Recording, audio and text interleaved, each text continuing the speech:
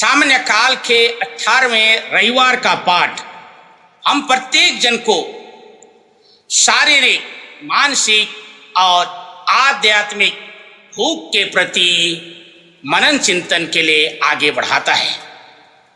इसके लिए निर्गमन ग्रंथ अध्याय 16 पद संख्या 1 से 2 और 12 से 15 बताता है कि इस्राएली लोग मरुभूमि में मूसा और हारून के विरोध में भुनभुनाते हुए कहने लगे कि हम लोग जब मिस्र में थे तो मांस की हड्डी के सामने बैठकर इच्छा भर खाते थे। यदि उस समय हम लोग प्रभु के हाथ से मार डाले जाते तो कितना अच्छा था।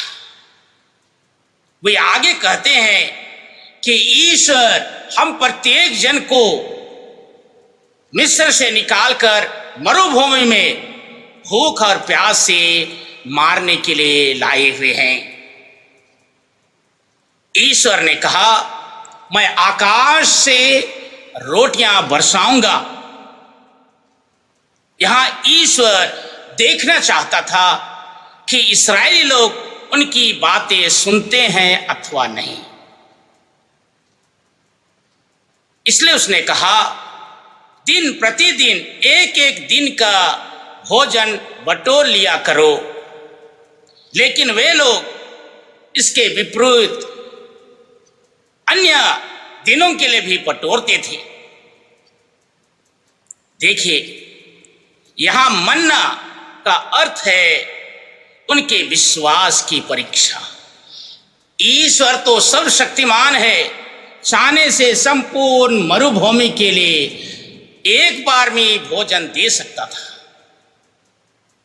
लेकिन विश्वास की परीक्षा उनके सामने रखा गया। उन पर विश्वास करते हैं अथवा नहीं, ये बातें उजागर होती है। इसलिए यहां दो बातें स्पष्ट है कि भुनभुनाना, शिकायत करना स्वाभाविक है। जब कभी हमारे मन की भूख, हमारे तन की भूख, हमारी इच्छाएं पूरी नहीं होती है तो हम एक दूसरे के साथ साथ ईश्वर को भी भुनभुनाते हैं। यद्यपि ईश्वर कहते, मैं सदा तुम्हारे साथ हूं, तुम कभी मत डरना। उनके बातों पर कभी विश्वास नहीं करते हैं। इसलिए तो दैनिक जीवन में एक दूसरे को कहते फिरेंगे, ईश्वर से कोई लाभ नहीं, गिरजा से कोई लाभ नहीं, परमेश्वर कुछ नहीं करता। हम भी भुनभुनाते, शिकायत करते फिरते हैं। दूसरी बात है कि विश्वास ताउम्र उपलब्धि नहीं है। रोज रोज के जीवन में प्रत्येक घड़ी की परीक्षा में जीतते हुए हमें उसे अर्जन करना होगा। संत योहन के सुसमाचार अध्याय 16 पद संख्या 24 से 31 में यीशु ख्रीस्त ने कहा, जीवन की रोटी मैं हूं, जो मेरे पास आता है उसे कभी भूख नहीं लगेगी, जो मुझ में विश्वास करता है वह कभी प्यासा नहीं होगा। लेकिन यीशु ख्रीस्त के पीछे भीड़ के भीड़ आगे बढ़ रहे हैं, क्योंकि गत सप्ताह हमने देखा 5 रोटी और 2 मछली से यीशु ख्रीस्त ने 5000 से अधिक लोगों को खिलाया। ये लोग मुफ्त में बिना परिश्रम के खाना चाहते हैं। कार्य से, परिश्रम से दूर भागते हुए हम देखते हैं। प्रियजन, हम भी अपने तन और मन की भूख को अपनी प्रार्थना में रखते हैं।